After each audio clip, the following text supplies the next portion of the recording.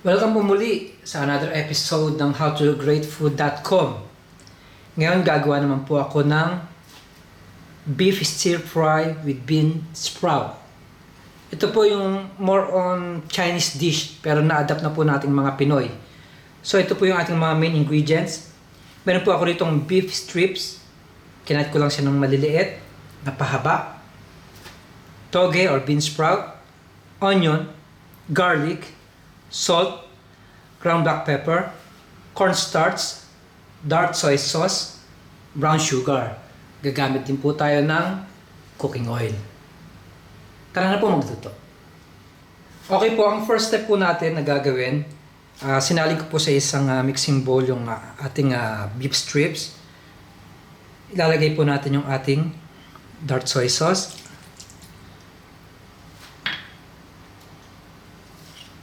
Brown sugar and cornstarch. Kasi po magsisilbing tenderizer ang ating cornstarch. So imamarinate lang natin siya. Tapos mga 1 hour ilalagay ko din siya sa fridge. Tapos igigisa na natin siya. Mag-move na tayo sa ating next step. Okay po, let's get started. Sa akin pong wok, meron po siyang 3 tablespoon ng mantika. Medyo mainit na po siya. Ngayon po tinanggal ko na po sa fridge yung aking marinated na beef for 1 hour. So isusutin na natin siya.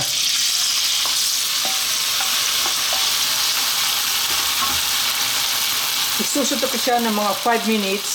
Tapos po, ipapakita ko sa inyo yung susunod natin na gagawin.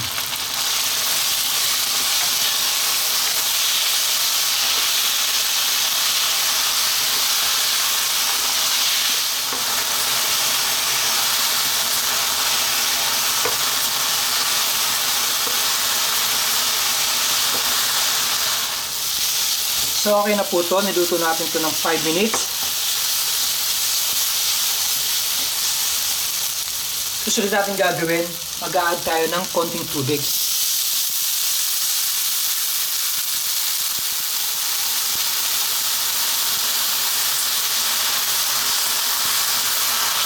So, another 5 minutes po.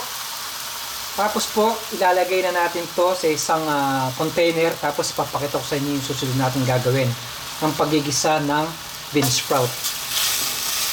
Kaya po tayo nilagay ng tubig para ma-soften lalo yung ating beef. Okay po, dry na yung ating beef. Tender na rin siya.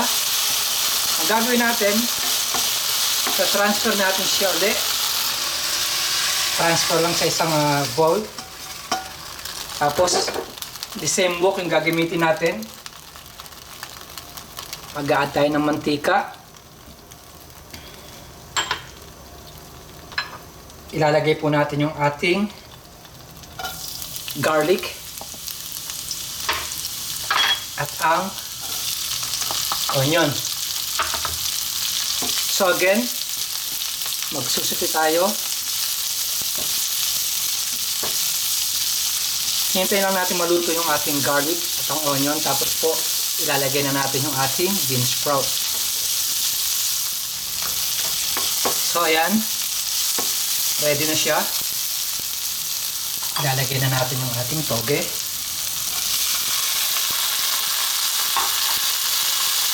Ilalagay tayo ng dark soy sauce.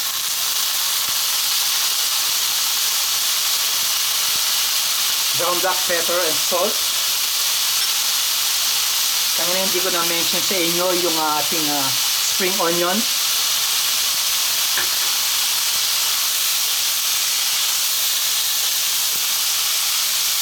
Combine lang natin.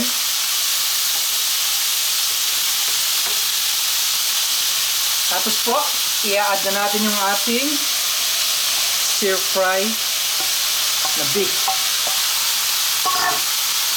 So combine lang natin. Lulutuin ko siya ng mga 4 minutes tapos ready na po siyang serve.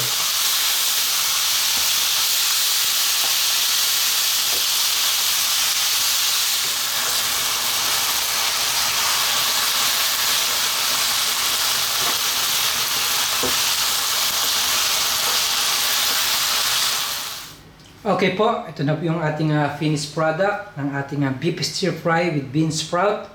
Muli, marami po salamat sa panonood ng howtogreatfilipino.com. Mabuhay!